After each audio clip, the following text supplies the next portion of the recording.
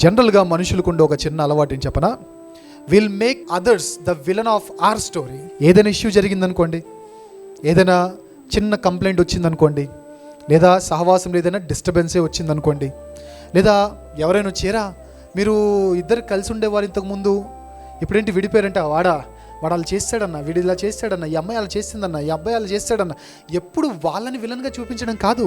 Bible అర్థమవుతుందా నీకు? అసలు బైబిల్ థీమ్ అర్థమవుతుంది? అసలు బైబిల్ థీమ్ అర్థమైతే నువ్వు ఎదుటివాడిని విలన్ చేయవు. ఇలాంటి సిచ్యువేషన్స్లో ఎప్పుడైనా ఎవరితో అయినా నీకు కొలిజన్స్ వచ్చుంటే, ఎప్పుడైనా ఎవరితో అయినా మీకు విభేదాలు వచ్చుంటే, ఆ విభేదాల గురించి ఎవరైనా ప్రశ్నించుంటే ఉన్నది ఉన్నట్టుగా చెప్పడం నేర్చుకో. నీ తప్పు ఉంటే నీ తప్పు కూడా చెప్పు, ఎదుటివాడు తప్పు ఉంటే ఎదుటివాడిని తప్పు కూడా చెప్పు. వాడు అన్నది నీకు నచ్చక నువ్వు కూడా ఏదైనా అంటే అది కూడా చెప్పు. అంతే తప్ప నువ్వేదో పెద్ద నీతిమంతునిలాగా, ఆకాశం నుండి ఊడిపడిన వజ్రంలాగా, వాడు పాతాళలోకం నుండి వచ్చిన లూసిఫర్ సైన్యంలాగా అంత బిల్డప్ వద్దమ్మా, అంత బిల్డప్ వద్దు. Don't make any one the villain of your story.